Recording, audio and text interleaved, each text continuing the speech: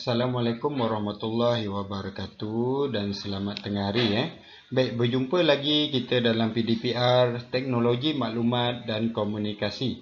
Baik, untuk minggu lepas kita dah belajar berkenaan dengan pengaturcaraan, pengenalan kepada pengaturcaraan. Untuk minggu ni, cikgu akan tekankan berkenaan dengan simbol, maksud simbol dalam carta alir. Baik, sebelum cikgu teruskan, cikgu harap setiap murid dah isi link kehadiran yang cikgu kongsikan di dalam grup Telegram, di dalam grup Telegram kelas. Baik, tulis nama penuh dan juga pastikan klik kelas yang betul. Baik, baik, untuk minggu ni kita akan masuk, kita masih lagi berfokus kepada standard kandungan 2.0 di mana menggunakan algoritma melalui pseudocode dan juga carta alir, di mana kita akan tekankan di dalam standard pembelajaran 2.2 menerangkan makna simbol, mula dan tamat, proses aliran pilihan dalam carta alir. Ada 5 maksud simbol, iaitu mula, tamat, proses, pilihan dan aliran. Okey. Makna simbol dalam carta alir. Awak kena dengar betul-betul sebab nanti awak akan jawab soalan.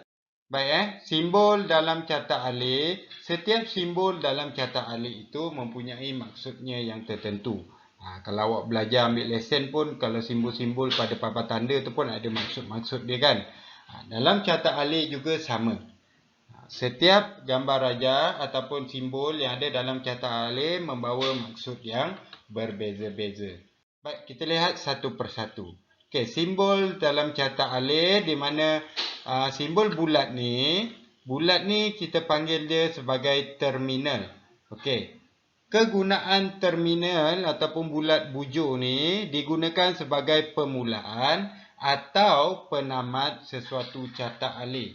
Mula atau tamat. Maknanya kat sini bila awak nak buat satu carta alir mesti bermula dengan simbol terminal. Ini dipanggil simbol terminal yang berbau maksud mula. Dan diakhiri juga dengan simbol terminal yang berbau maksud tamat. Nanti kita akan tengok. Baik. Kemudian kita ada simbol segi empat tepat sengit ni yang condong ni. Segi empat tepat condong ni kita panggil input ataupun output. Simbol input ataupun output digunakan untuk menunjukkan aktiviti membaca, menyimpan data atau memapar atau mencetak data. Faham? Okey, kemudian simbol segi empat tepat kita panggil dia sebagai proses, digunakan untuk menunjukkan aktiviti pemprosesan dan yang dilaksanakan dalam carta alir. Segi empat tepat ni membawa maksud proses. Kemudian ada simbol pilihan. Okey, kalau bentuk diamond ni membawa maksud simbol yang bermaksud pilihan, di mana dia menunjukkan ya atau tidak yang perlu dibuat dalam carta alir. Maksudnya pilihan. Sama ada sebagai contoh, awak perlu lalu ataupun masuk simpang. Awak perlu bayar ataupun ambil makanan. Macam tu sebagai contoh ni. Dia ada pilihan. Kalau pilihan kita perlukan simbol diamond ni. Okey, kemudian kita ada garis alir menunjukkan aliran aktiviti menghubungkan simbol-simbol dalam carta alir. Kalau tak ada garis alir ni bermakna itu bukannya carta alir. Mesti ada anak panah.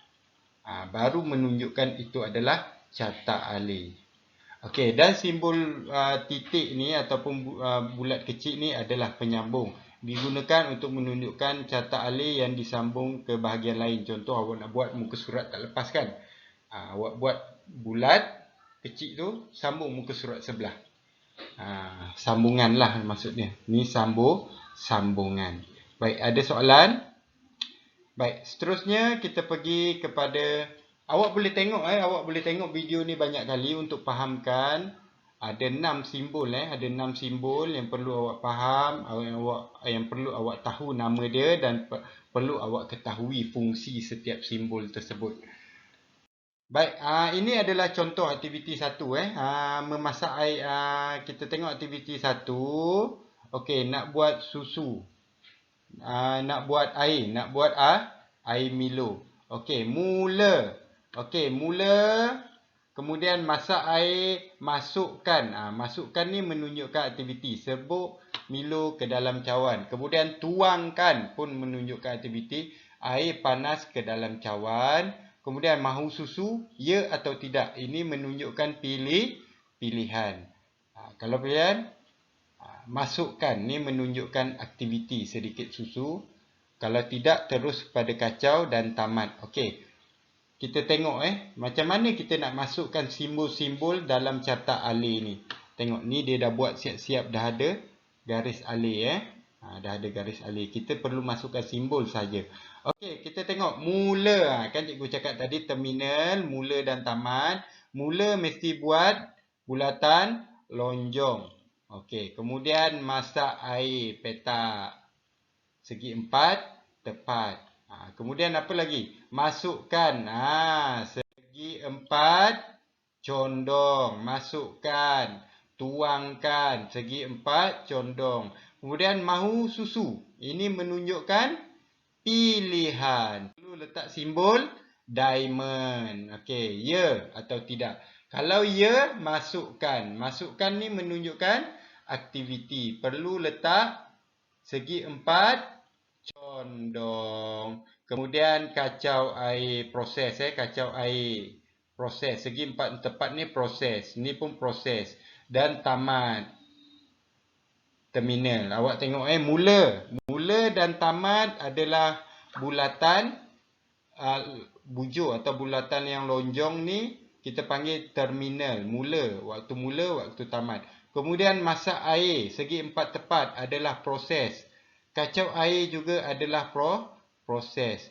Segi 4 condong, aktiviti, tuangkan, masukkan susu, tuangkan serbuk Milo ke dalam cawan, tuangkan air ke dalam cawan, masukkan sedikit susu. Ini adalah aktiviti. Kemudian mahu susu, pilihan ya atau tidak. Perlu buat bentuk diamond. Kemudian pergi kepada proses balik, kacau air dan tamat. Okey, ini adalah carta alir arahan.